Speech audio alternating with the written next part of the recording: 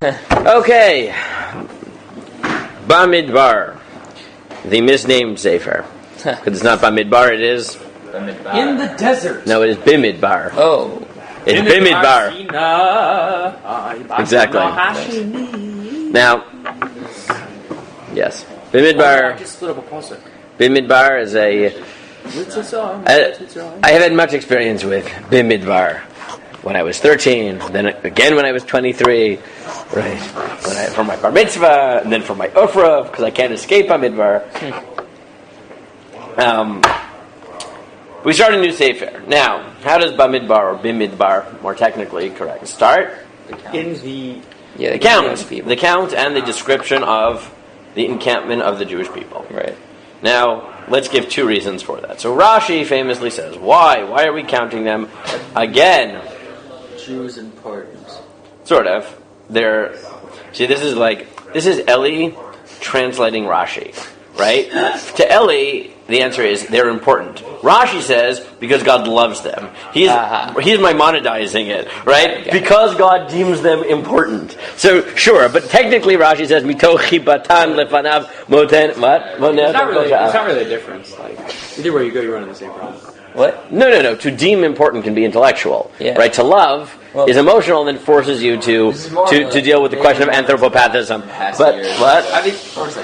I was giving you credit that you were Maimonidizing Rashi. Don't take the compliment and run with it. But Rashi frames it that mitochi batan lefanav moneh otam kol sha'ah.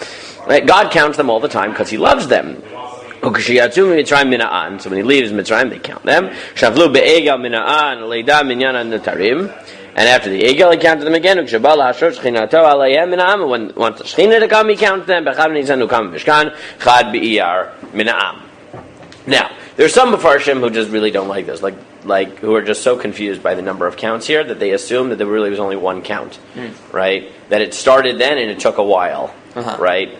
Because it's not just that why are they counting so many times, it's why is there the same number of people now as the last count? Right? 603,550. Right. How did you remember that? What? How do you know that? Again, my bar mitzvah parsha, my ofra parsha. I've been to this parsha a lot. Do you not know your bar mitzvah parsha? Not really, no. Well, I take that back. Anyways, good. So that's Rashi. But like I said, some of the Mefarshim are so bothered by this that they just assume that it was an extended count, or maybe it isn't an extended count. Maybe there really was only one count and just recorded twice in the Torah.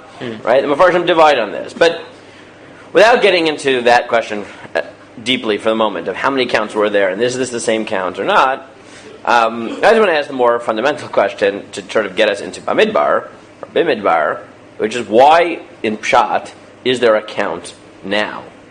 Right?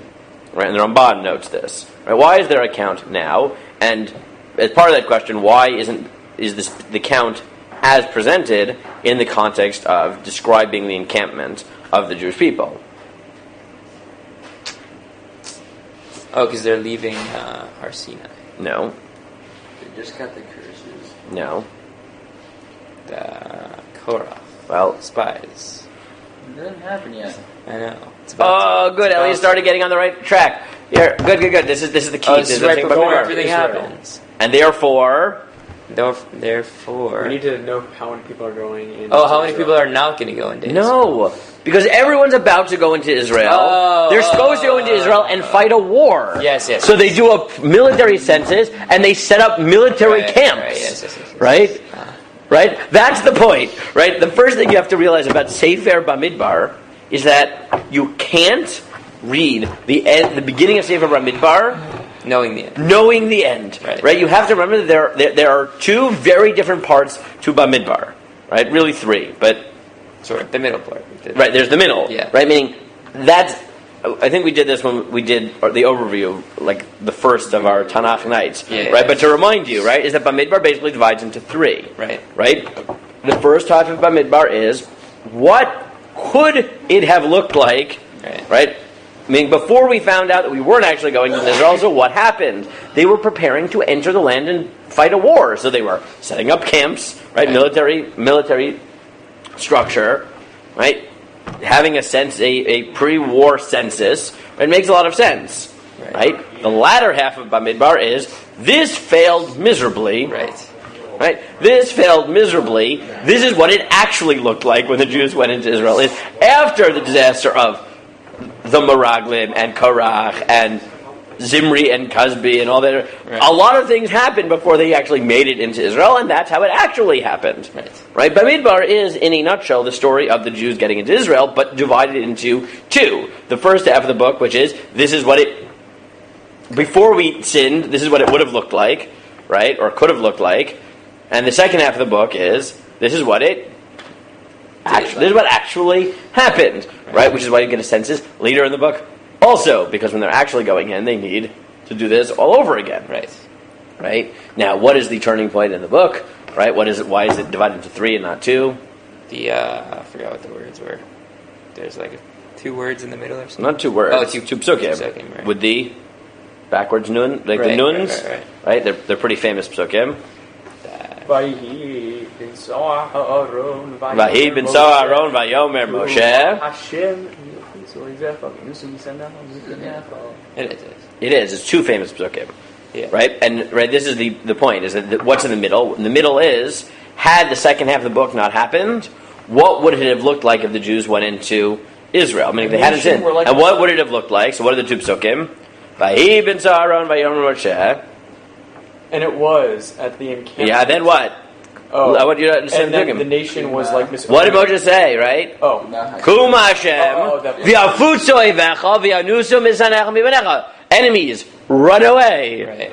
And then, and the nation what's the second pasuk? Oh. Uvinucho yomar. Yeah, and then when the Aaron would bless, the Aaron would rest, God would say, come back.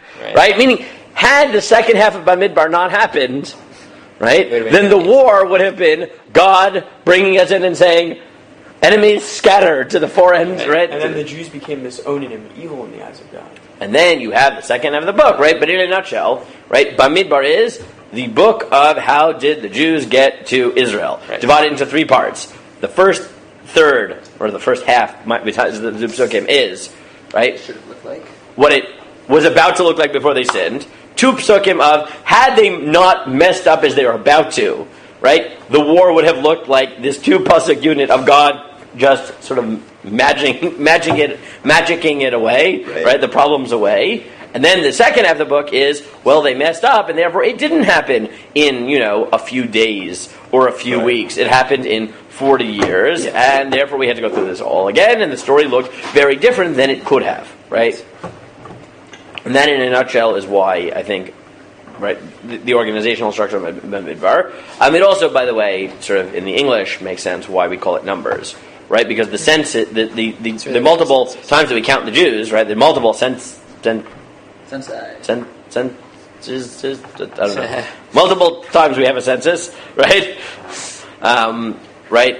Makes sense, right? Really, that is the sort of organizing theme of the book, is which census is going to be the one that determines which people are actually going to Israel. Is it the one at the beginning of the book or the one at the end of the book? Right? Like, that is sort of the organizing theme, right? Or even more specifically, it's why is it that all the numbers of people that were there went down to 0, or 2 technically, right? How did we go from 603,550 down to 2 and then rebuild with a totally different group of people? Right. Okay. Okay. So I was listening to a shiur last night, this morning, by Et Shalom, and he made a point that I thought was really quite fascinating on the Tochacha. So at the end of the Tochacha, God says that at the end of all of this, right? At the end of all of this pain and suffering, right? God says, what will bring him to actually save the Jews? Tshuva. Crying out. Halavai be tshuva. Right? Fundamentally, he says, yes, Az yikan alav avam harel, Az yirtzu et avanam. They will do tshuva. But fundamentally, what is really going to get God to... They're going to cry out. V'zacharti et briti Yaakov, v'adet briti Yitzchak, v'adet briti Avram, eskar, v'aretz eskar. Yes. Right? That I will remember the brit of the avot. And then again, right, 3 psukim later, right? It's after saying lo masim lo gal So we read, two psukim later. Mem Dalet. V'av gam zo piyotam be'eretz avehim lo masim lo galtim lechalotam lefer briti itam ki ani Adonai Elohim. Right? I haven't hated them. Why? Right? I'm sorry. To get rid of the Brit. V'zacharti lehem brit rishonim asher hotzeti otam me'eretz Mitzrayim le'inei hagoyim liyot lohem le'elohim ani Adonai. Right? I'll remember the Brit.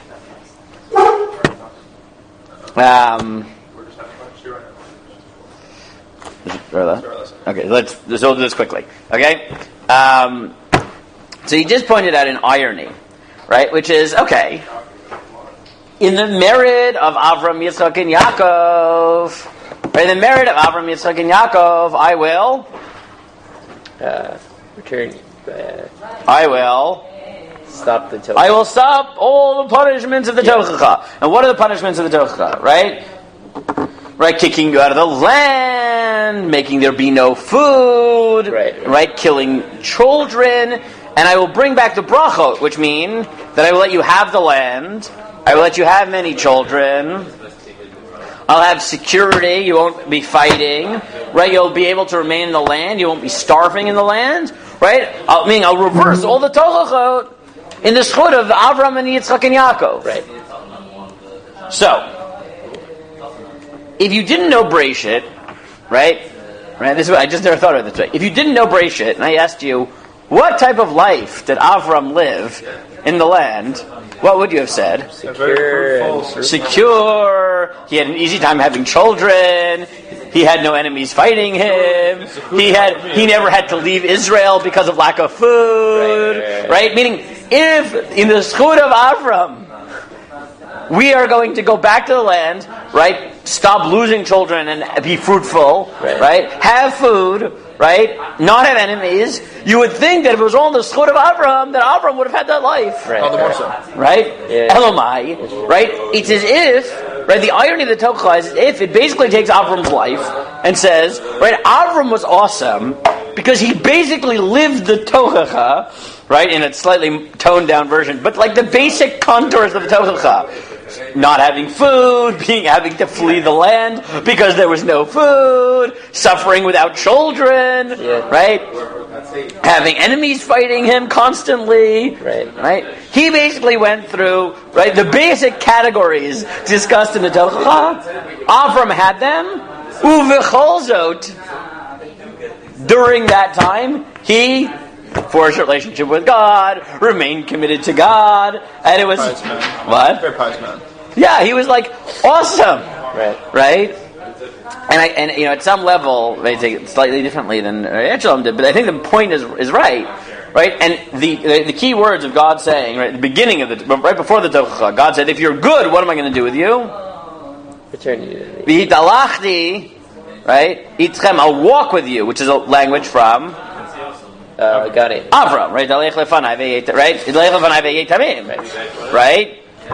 Meaning, if you are good, then, right? Basically, have the relationship that I had with Avram, right? With you, right? But the amazing thing is, like, Avram did it before it was cool, right? And Avram did it before the reward actually came, right? And that may be what it means. V'zacharti et briti Avraham.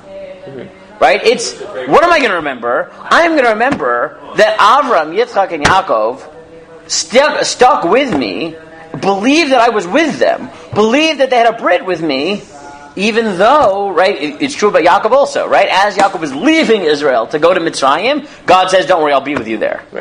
Right? Meaning, they stuck with me, even though it looked more like the Tochah than the Brachot. And all they knew was that the Brit was that eventually, they would get brachot. Their children would have brachot. Right? It's that merit that God says, look, right? If they stuck with me when things were bad, then how can I let their children, right? Right now is the reward, right? Now is the delayed reward of the avot, right? The promise was their children, right? It's if they could be with me when so to speak I didn't deserve it, right? I hadn't yet filled my size of the Brit. Then even when their children don't necessarily deserve it, right? At the end of the day, I'll give them something they don't deserve. That's the Brit, right? Which I thought was just a fascinating sort of twist, right? Because you never think about it, right? You're like, oh, that sounds really nice. Until you realize, like, pretty much every box in the Torah Avram lived through in some way, shape, or form, right? And almost none of the brachot, right? He continued his relationship with God on the faith that it would eventually get better, right? And it's that faith and that belief in God, right, that God says, well, if that's how you're going to act, then I will indeed pay it back, right, when your children may not deserve it, right, by manifesting those brachot that I promised to you. Right. Okay.